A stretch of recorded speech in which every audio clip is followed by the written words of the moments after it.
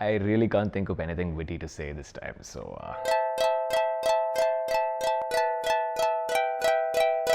Hey, how's it going? Welcome back to my channel. This is Pradeep and you're watching Vlog of Note. In this video, I'm going to tell you about 3 essential types of companies that I have invested in the Indian stock market, some examples and reasons as to why I've invested in them. Let's get started. So first of all, usual disclaimer here, I'm not a SEBI registered advisor or a certified financial planner. If you want to make any investments in the Indian stock market, you should do your own market research. I'm just going to be talking about companies that I've personally invested in various categories and reasons as to why I've invested in them. Now these have to form the base of any investor's portfolio in this country. The first example I can give you is Apollo Hospitals. The reason I've invested in Apollo Hospitals, I bought in at about 1,500 rupees. It's at about 4,500 rupees now in 2022. Anyway, the reason I invested in this company is because they have a moat. They are India's largest hospital chain. They were India's first corporate hospital and they have actual physical hospitals which if anyone wanted to compete with across the prime real estate in this country, it would be next to impossible. The second example I can give you here is Asian Paints, India's largest paint company. They have over 50% market share in the domestic paint market and they have over 60% market share in the decorative paint market. That means out of 10 cans sold, 6 of them are Asian Paints in India, and what's more, over 80% of their revenue comes from the market in which they have 60% market share,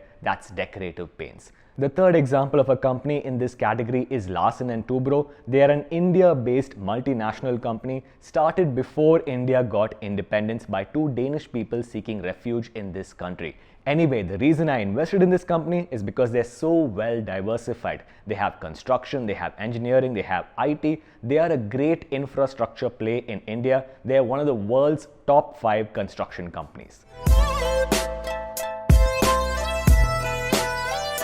The second category of companies that I have in my India portfolio are dividend stocks. Now, I'm not over 40, but I still think that you should have a good mix of dividend stocks in your portfolio. The goal for me is to one day reach a stage when all of my yearly expenses are taken care exclusively by dividend. Anyway, dividend stocks in India are easy to find because you have so many PSUs or public sector units and they all have to pay a dividend and they're virtually monopolies. The first one is REC Limited or Rural Electrification Corporation of India. Basically, they provide finance to the power sector and over the last 5 years, they've given a shareholder return of consistently 11%, the majority of it being dividend. Now, this may not seem like much to anyone who's only been investing since 2020, but however, trust me, in market volatile conditions, you need a good dividend stock. The second example in this category is SAIL or Steel Authority of India. Basically, they are India's largest steel company and they have an excellent PB ratio.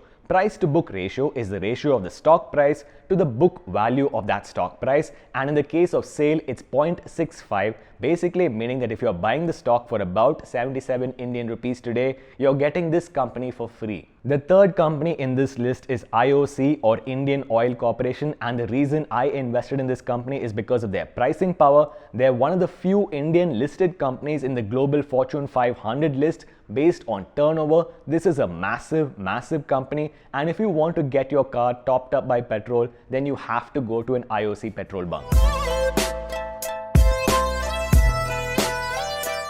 The third category of companies in my Indian stock portfolio are growth companies. These are companies which are not profitable or not very profitable, and I invest in them because I want to get capital appreciation over many years. The first example is Restaurant Brands Asia or RBA.N. They were formerly Burger King India and they had a very splashy IPO a couple of years back, but now their price is a little bit muted. I think this is a phenomenal company, and the reason I invested in them is because of their CEO, Rajiv Varman. I think this person is a visionary and he has complete control of the master franchisee in India and now Indonesia to take this company where it needs to be. They are extremely fast growing.